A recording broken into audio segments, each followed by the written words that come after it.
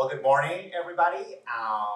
Thank you for joining us here on this new edition of the College of Arts and Humanities Alumni Series. And today I have the pleasure of being here with one of our own graduates and having a conversation about the importance of arts and humanities and languages specifically. I am Israel Sanz-Sanchez, and I am a professor of Spanish and linguistics at the Department of Languages and Cultures here at Westchester University. And I am joined by Emily Rooney, who is Associate Director of the Global Engagement Office and International Programs, where she works with study abroad programs, international programs, and also campus globalization. And this is a special occasion for me because Emily used to be our student here at the Spanish major at Westchester University.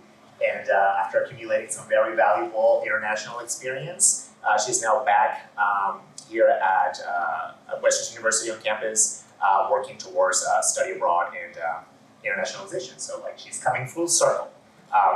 So this is an honor. So good morning, Emily. Good morning. It's great to be here. So I have a few questions here so you can tell us a little bit about your experience as a language major and also the things that you've done applying what you learned here at Westchester University and then more recently in the area of study abroad and international programs. So Emily, what was your major and why did you choose this major? Yeah. So originally I was a pre-med major until I studied abroad. I actually had a Spanish minor, and there was a professor in the Department of Languages and Cultures who was taking students to Argentina over the summer session on a faculty-led program. Who was this professor, by the way? Dr. Marcos Campillo. Oh, okay. Yes, he led the faculty-led program to Argentina.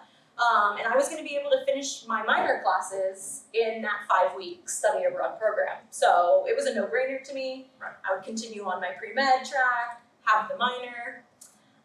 But after I came back from studying abroad, I had a whole different view of the world. I fell in love with Argentina, and I decided to change my major to Spanish. So that is actually how I chose my major. Wow. So you went from being a minor to being a major in something that you had discovered and something that perhaps you hadn't thought about, but like being here a student, these are the kinds of opportunities that you get, and you kind of like just started making a career out of it, which is really interesting. It really is, because it was in Argentina that I realized, if I were to go the medical route that I wanted to go, I would be in residency and internship and in a hospital until the time I was 30, right? And that's then when my life would start. But there's a whole world out there. And now, by the time I turned 30, I have been to 20 different countries. I've lived abroad, I've worked abroad, and seen so many things and so many different people, learned about different cultures. So it really changed my perspective and led me to where I am now. Wow, wonderful. So Emily, did you think you'd be where you are today when you were a student at Westchester University? You kind of have a feeling of what you're going to answer, but was this a little bit of an unexpected turn of events? This was a very unexpected turn of events. I graduated with my degree in Spanish and thought I wanted to be a translator. So I had spoken to a couple of professors of mine when I was a senior here at Westchester, you being one of them, and Dr. Marcos Campillo, and I ended up realizing that if I wanted to pursue a master's of translation, I would need to live and work in a country that speaks the language that I wanted the master's in for at least a year.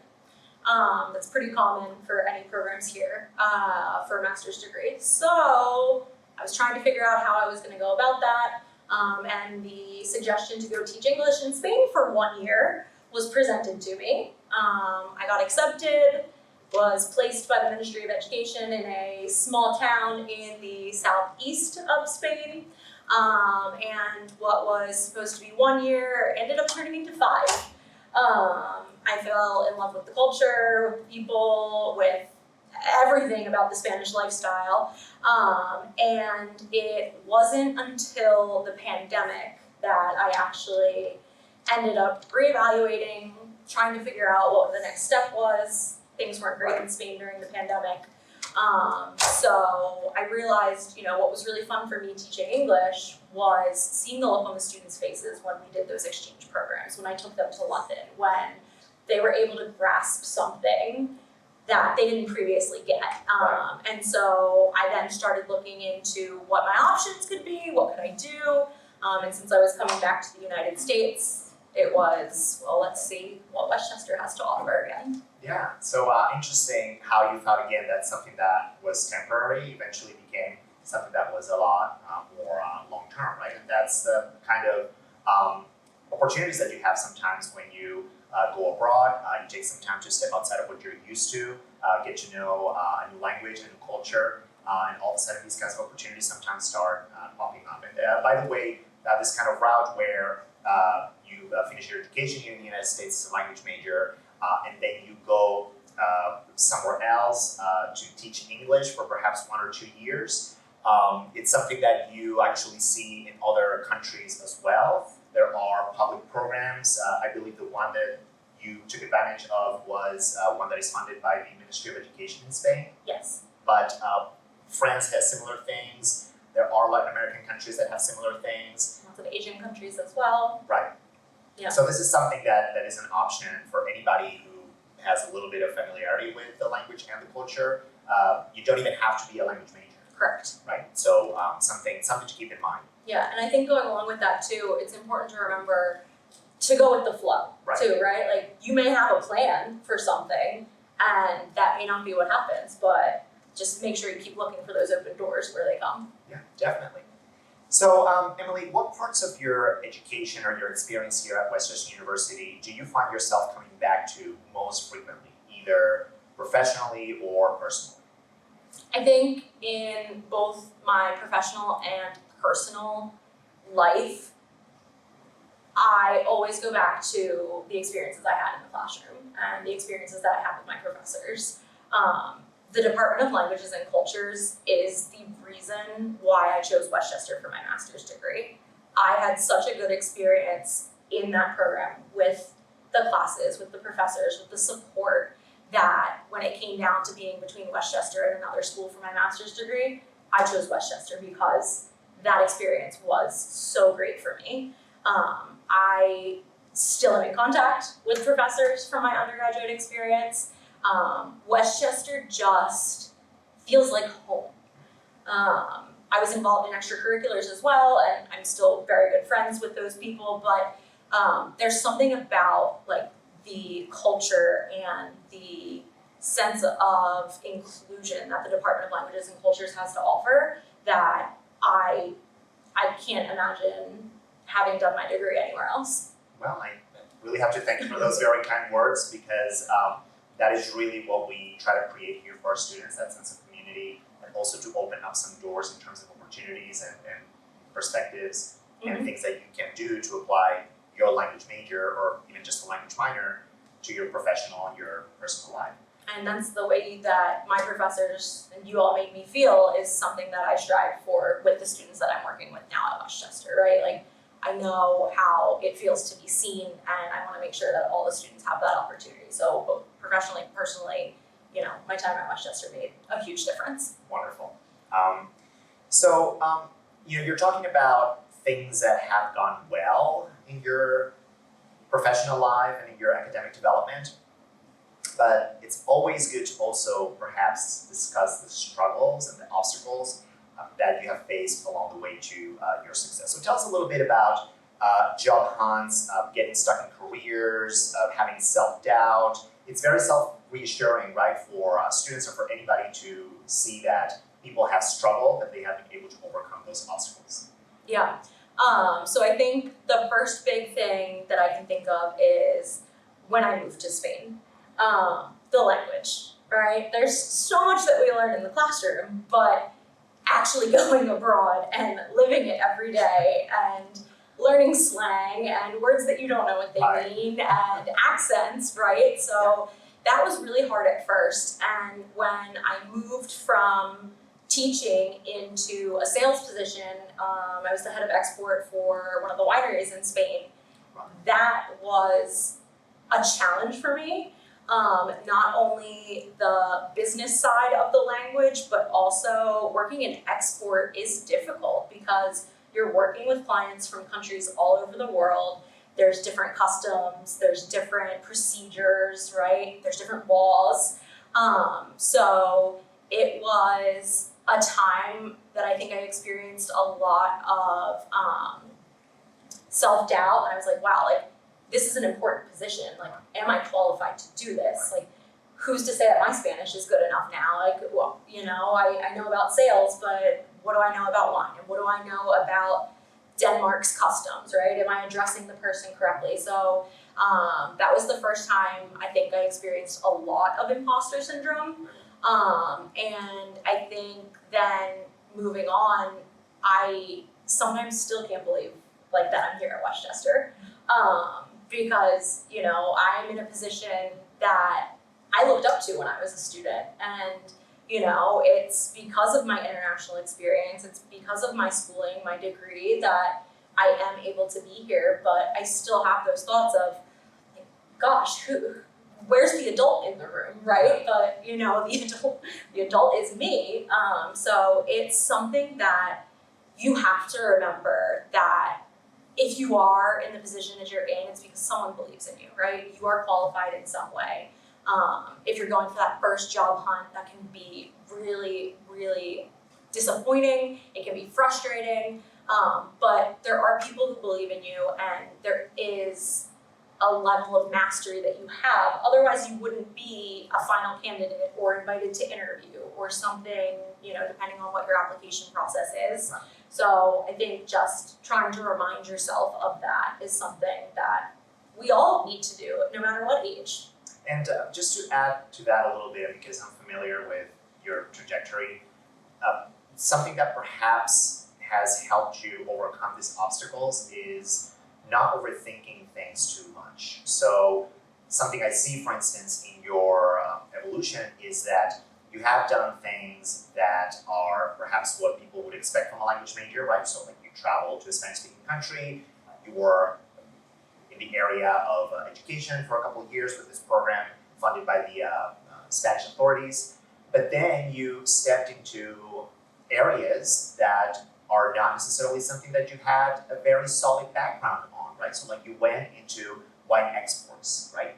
And so I'm assuming that that must have been a little intimidating in the beginning, and there may have been some self-doubt there, but you were actually able to excel in that position. You were able to apply all of this intercultural knowledge and perhaps knowledge from your education experience that you were able to apply to this new job, right? So being a language major doesn't necessarily mean you're going to end up in one of these, you know, quote unquote stereotypical language major positions like teaching and so forth, that there's a world of opportunities. It was my bilingualism that actually landed me that job. I was at the point where, unfortunately, the region that I was living in Spain had put a year limit on the native teachers in that region. Oh, wow. So they weren't going to let me continue for another year. And I didn't want to come back to the United States. That was where I was in 2018, 2019. And it was, how can I stay? And I had a friend of mine, her cousin had made a comment to me once that was like, whenever you're ready, whenever you want to get into wine, come talk to me. And I muscled up the courage and I went and I had a conversation with him, and it just so happened that he was launching a brand new wine. He was starting a brand new project, and he said with my level of Spanish and my level of English, obviously, my ability to travel and go with the flow, he said I was the perfect candidate. So it's something that, just because you're a language major, like you said, you don't have to teach, right? There are so many opportunities, but even just knowing a language, right? And being the major is what helped me, but I encourage all students to even do a minor, because you can go so many different places with language capability. Yeah, and we see this all the time, right? Where our students that declare a major or a minor go on to do things with that knowledge and those skills, that you wouldn't necessarily have thought of initially, right? Like this is not an area where the job opportunities are always very streamlined, like you find in other fields, like you get a nursing degree, you become a nurse. You get an accounting degree, you become an accountant, right? And so with language majors, some of these options are more streamlined, like perhaps getting a teaching certification, becoming a teacher, but then there's all these other opportunities that you come into contact with just by virtue of putting yourself out there, traveling, living abroad. So your career and your experience is a perfect example of that. So coming back to your experience here at Westchester University as a language major, how did you end up here? Describe your time here. What would you recommend listeners do to make the most of their college careers and beyond? What would be some of those tips to make the most out of your time here at Westchester University? Yeah. So I, like any 17, 18-year-old, I thought the most important thing was to continue playing volleyball and to be pre-med. So I wanted to find somewhere that I was able to do both. And surprisingly, that was actually not at Westchester to start. Okay. So I am a transfer student. I did my first year elsewhere and realized there's no professional volleyball league, right? What am I gonna do after college? Was it what I really wanted to be practicing for 5 hours every day, traveling every weekend and not getting to have the college experience? And so I was considering transferring. At the time, my dad had also gotten sick. And so my parents actually met here at Westchester. Really? Yes, they did. Wow, that's interesting. They met here in the 80s, and the rest is history. So it was, I had been accepted to Westchester originally, but didn't overlooked it because, my parents went here, whatever. Right. But I decided to transfer to Westchester, and it was the best decision that I've ever made, as I've already said. My time here was great. I won't lie, it was rough at the beginning transferring in, being in the pre-med program, right? Like classes were hard, I was studying a lot. But I think something really important is to get involved. So I worked at the rec center. I was one of the front desk associates and an intramural ref. So that gave me a great community. I was involved in Colleges Against Cancer. That's something that has touched my family. So I ended up being the president of that 1 year. And I was in a sorority. And so that gave me a really good sense of belonging to be a member of one of those organizations. And I had fun in college, right? Like, I studied hard, I worked hard in classes, but I also had fun, and I was able to have that typical college experience that every student wants to have, that you see on the movies, right, in American Hollywood. But it's something that I look back on and that I take with me to remember these experiences. Like I said, in the classroom, the connections that I made with my professors, and I think Westchester's so important, and Westchester is such a inclusive and supportive university. It's not like you're at a large R1 institution where you don't get to know your professors, and they don't realize that if you're off one day, right, that something may be going on, or that you don't have the ability to go into office hours, right? Like, Westchester has all of that with the faculty, and Westchester also has the staff that supports that. So I reported that when I was the president of Colleges Against Cancer, I had a staff supervisor as the president, right, our staff advisor. And so even staff, faculty, like Westchester has so much support for students that I think a lot of other universities don't have. And for me, that made a huge difference. Yeah. And something that I take with me and remind students of frequently. Yeah. It's interesting that you mentioned this aspect of expectations about what you're going to get from a particular university, right? And obviously Westchester is a public state university, but it's also a university with a certain size and a certain amount of resources, and being here in southeastern Pennsylvania also means that we have access to a lot of opportunities. So specifically in the area of languages, we have an array of language programs that you don't find at any other public state university in the state of Pennsylvania. So we're really lucky in that respect, right? We've been talking about Emily's experience with Spanish, but we have programs in French, in German, in Italian, in Russian, in Arabic, I'm sure I'm forgetting some of the languages that we have right now. We also have programs in TESOL, which is teaching English to speakers of other languages. We have a program in linguistics, both at the minor and the major level. That was one of my minors. And it was only a minor when you were here. Yes. You may have actually double majored in linguistics had it been a major at the time, and now we're lucky enough to say that we do also have a major in linguistics, which is the only major in linguistics at a public university in the state of Pennsylvania. So we have all these resources that students can take advantage of and use to start exploring all of these different options. So Emily, you've already chosen about why you've already spoken about why you chose Westchester University and why and when you declared your major. So a question in connection to that, sometimes students face questions from their families or from their immediate circle about why they're choosing a particular major, right? And sometimes students in the humanities at large and the arts, certainly in the area of languages, have to answer these questions. Okay, well, what is this for? Like, why are you choosing this particular major? What can you do with this? Tell us a little bit about whether you actually had to face those questions, and of course now you're proving everybody who doubted you and your choice wrong, because you've done very well. But at the time, how did you justify your decision? How do you explain the importance of being a language major to these people who may have asked? Yeah. It's something that I struggled with actually, because I spent so much time thinking that my future was going to be being a doctor, right? I had dreams of, curing the cancer that my dad has, right? And that's what you think when, you're 12 years old and your parent is diagnosed with a terminal illness. So I had spent so much time thinking that way. And after I studied abroad that summer, it actually took me the entire fall semester to make the decision to change my major. Really? I suffered through botany, zoology, OChem, right? Like I had those classes, but I continued taking Spanish classes too. And it was that semester, I was in Spanish 315, and I was sitting there and I was like, I can't do this. I can't lie to myself. I'm not happy.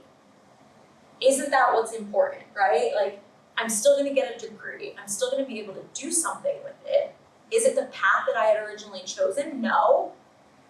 But it's still gonna take me somewhere. And ultimately, like I said at the beginning, spending until I was 30 in a hospital or being able to travel and have those opportunities and kind of make my way in the world in whatever opportunity presented itself was something that I decided to do. And when I had that conversation with my parents, it actually went a lot better than I thought, because my dad was like, it's about time. We knew you wanted to change before you knew. And I was like, you could have told me. But they said I needed to figure it out on my own.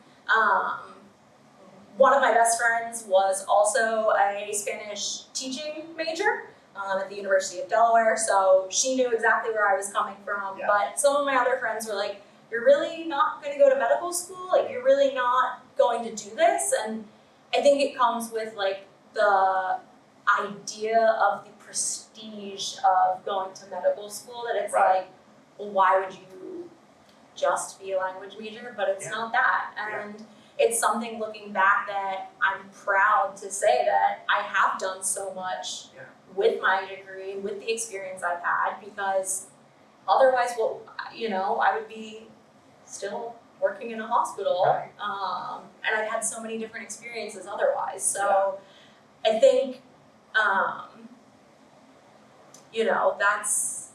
that's something to remember, and it's something that students can take with them, is, you don't have to conform to the stereotype. You really need to focus on what makes you happy. And ultimately, I do believe that, having a college degree is important. But I also really believe that knowing a language is important. So even if, you're a marketing major, go right ahead and add that minor in Italian, in French, in Spanish, in German, right? It's the versatility and like the well-roundedness that is ultimately the most important thing. And for me, it's been the language major that's made that difference. Right. Yeah, and that's all, really accurate and a great representation of the kinds of decision processes, or like decision-making processes that a lot of students go through. It's also important to keep in mind that, we're not talking about you have to either do this or do that. And you've talked about how you can have a major in the area of sciences, or a major, in the area of social work or health sciences, and at the same time combine that with either a language minor or a double major, right? Yep. And we have now a new program for Spanish in healthcare, which is one of the only programs that we have in the area, not just in the state of Pennsylvania, that focus on Spanish on healthcare, which is an area where professional and job opportunities are really going to be booming. They already Especially are, where we live, right, in the next few decades. And so having people who have those multilingual and multicultural skills work in those areas is also going to be something that is going to be in high demand. Emily, you've also already talked a little bit about your undergraduate career, some of the student organizations that you were involved with. Can you tell us a little more about, highlights in terms of your favorite professors, classes, organizations? It's in the list of, you don't have to say that I was one of your favorite. You don't have to. Who wrote this list? Internships, projects, memories. So things, not just in connection to the classes that you took, but also beyond those classes that enriched your undergraduate experience. Yeah. I'm skirting carefully around the favorite professor question. But I think, I'm going to stress again, like, the importance of the relationship with the professors, because they're there to help you, right? And that connection can, as we know, go beyond graduation. Yeah. And so it's something, that I really value, is the relationship that I do have with my professors previously. I still meet with my advisor. She was my advisor. We will get lunch together, right? And I've kept in touch with her over the years. So I think having those connections and that sense of like belonging to an area is something that is extremely important to me and that I remember very well. I always remember homecoming, being part of a sorority. Homecoming was not how it is now. I don't know if you remember, we used to do the parade down Rosedale, dances, right? So homecoming is one of my favorite memories, one of my favorite times to recall as I look back on my time at Westchester. Working at the rec center, we had a great time working there. We got stuff done, but we always had a little bit of fun with it too. I remember one April Fool's Day, we took all the chairs from the professional staff's office, we put them in the elevator, and if anyone remembers Doc, when he came in, he was like, "What is going on?" Right? So just having fun in college, but also, making the most of it by getting involved, making those connections. I think that's really important. Those are the moments that stick with me. Yeah. Well, thank you. That is all, a great reflection on, all the different layers to college life, right? So you've also already talked about your past trajectory, how you finished your major, went on to have an experience in the area of education in Spain, and then transitioned into this position where you were in charge of wine export. And maybe you can tell us a little bit about your current position, how maybe it connects to some of the things that you've done in the past, and how it has given you the opportunity to continue applying the skills that you developed and gained during your major in a different area. So obviously I have to start with, I was a product of the now Global Engagement Office. It was called the Center for International Programs when I was a student, but I went on a faculty-led study abroad. That was the first life-changing part of this trajectory, right? Transferred to Westchester, of course, but once I was here and once I was part of the Department of Languages and Cultures, part of the College of Arts and Humanities in that sense, that's really the first big step. And that's the first milestone that I count to where I am today. Because I wouldn't have changed my major without it. I wouldn't have made great connections with the professors in the department, right? I still joke with Dr. Campillo that I need to name my firstborn after him, right? Because he changed my life. So, you know, things like that definitely start, and it's really fun to go full circle because I was that student on a faculty-led program. So now, me being in this position, I feel like that helps me advise students because I know what it's like if you've never left the country before, right? If you don't know the language or you're afraid you don't know the language as well as you do. So that part, I think, like I said, is the first step. And then that also encouraged me to move abroad, right? So I moved abroad and working with students. I taught high school, which is no easy feat. Right. And like I said, though, the look on the students' faces when they understood something in English or when we took them on exchange to London, right? Like seeing their excitement and seeing their understanding is something that will always stick with me.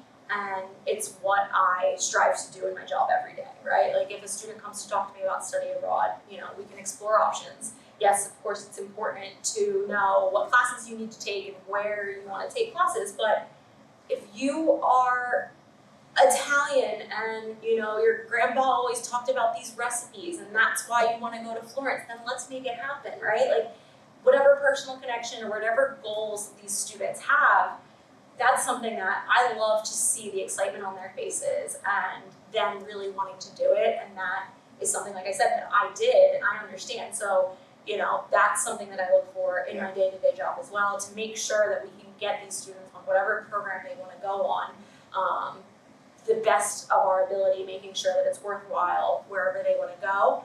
And then on the opposite side, working with international students, I've been through the visa process. I have dealt with Spanish politics and United States embassies and bureaucracy. all the bureaucracy, paperwork, timelines, things being slow, things getting lost. So I feel like I can really relate to our international students, which is great for my job, because that is the other part of my job.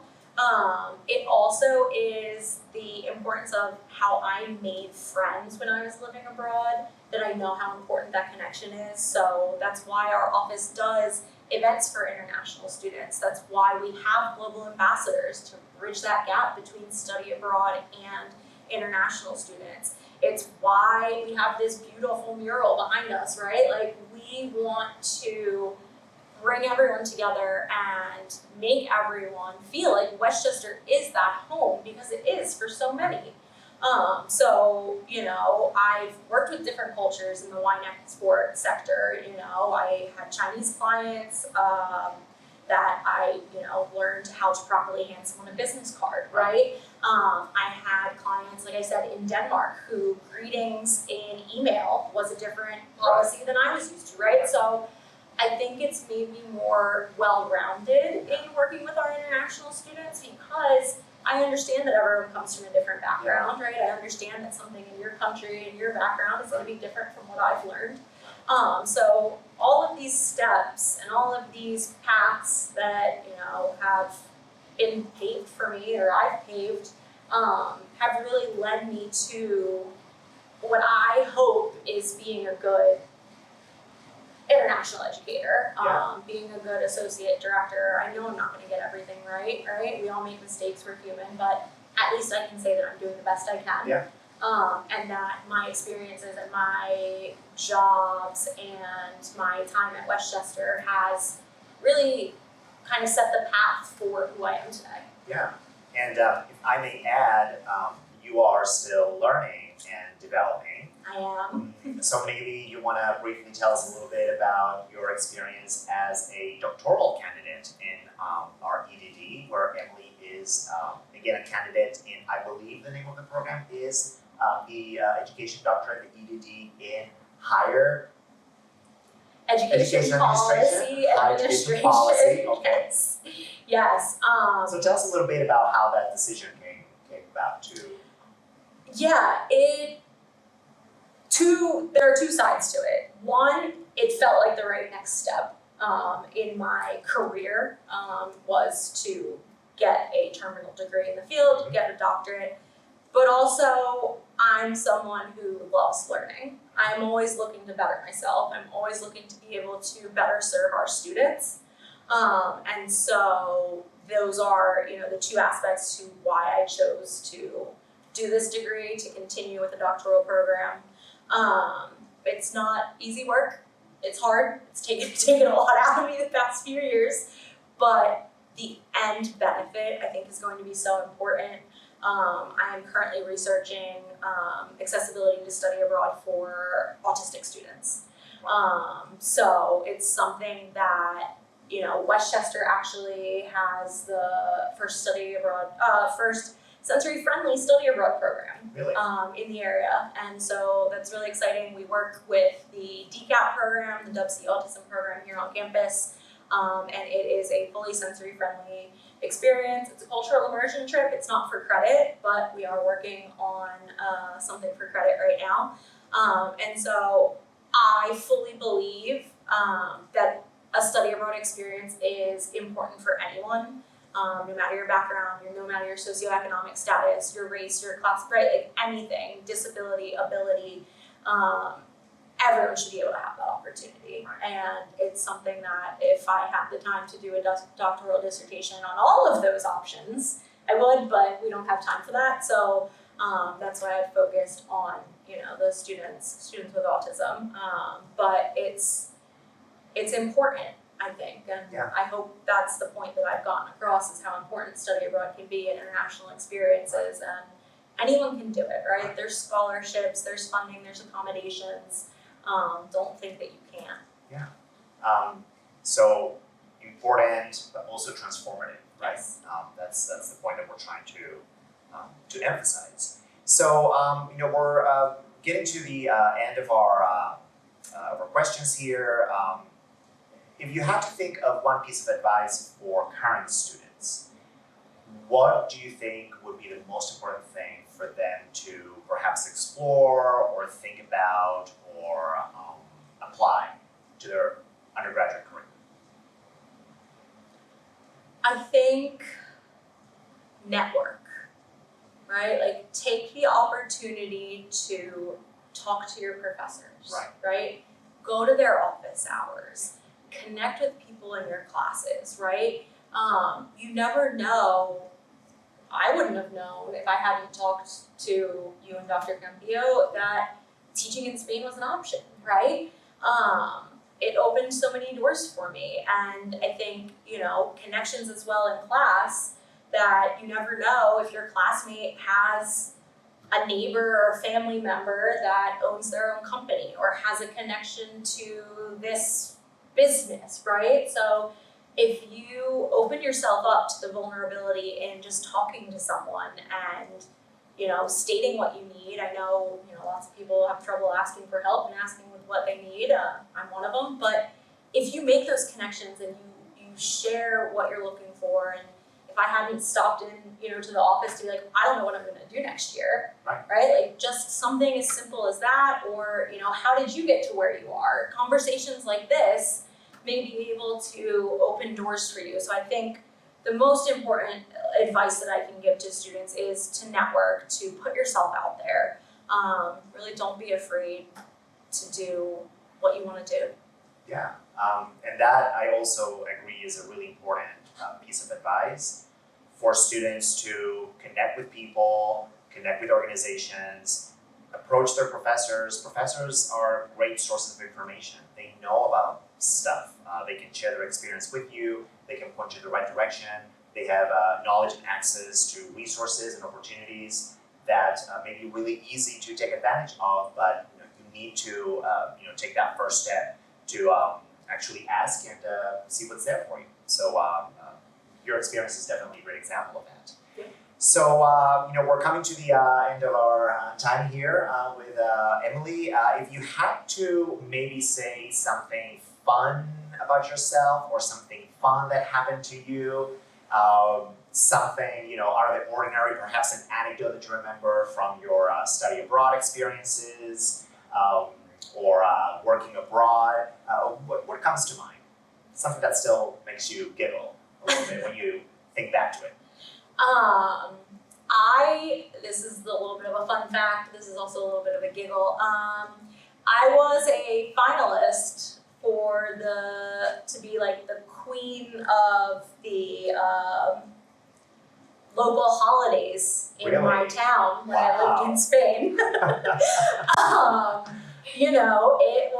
I developed such a love for the place that I was living. And in Spain, every town, every city has their patron saint. Right. They have their holidays, their parties, their festivals in honor of that patron saint. And so the town that I lived in was the wine festival. And it kind of started off as like a joke, like, oh, Emily, like, you love your town so much, like, you should apply. Right. I went to the interview and made it through and made it to the finals, and there was a big gala and an event, and I didn't win because they were like, you're not from here, but it was still the experience, and Definitely. to be there and just, like I said, put yourself out there, Right. right? Because you never know what's gonna happen. Yeah. And that's, something that I always laugh about was like, this United States citizen, redhead, there in the south of Spain, like Almost becoming queen almost of the town. becoming queen of the town. Yeah, so, that's like, it goes back to, putting yourself out there. Yeah, But, that's something that I'm pretty proud that I made it that far. Because, means I knew the history of the town and knew You say everything that, was right? like. Queen runner-up. Queen runner-up, exactly. Yes. Wonderful. Well, that's all the time we had. Thank you so much again, Emily, for joining me and for sharing your experience being a language major, working and living abroad, and the wonderful things that you've done in your career. And again, we have a lot of wonderful language programs here at West Coast University. So if you're curious about taking a language beyond a language requirement, you want to be a language minor, you want to be a language major, you're thinking about a graduate degree even in a language or in teaching English to speakers of other languages, you're interested in opportunities in linguistics, all of those things, come to the Department of Languages and Cultures on the second floor of Mitchell Hall. We'll be glad to chat with you and tell you about the opportunities. And if you're interested in study abroad and international programs, go to the third floor Global Engagement Office. Emily and her colleagues will be glad to spend some time with you and sharing all of the wonderful wealth of information that they have. Thank you for having me. Thank you, Emily.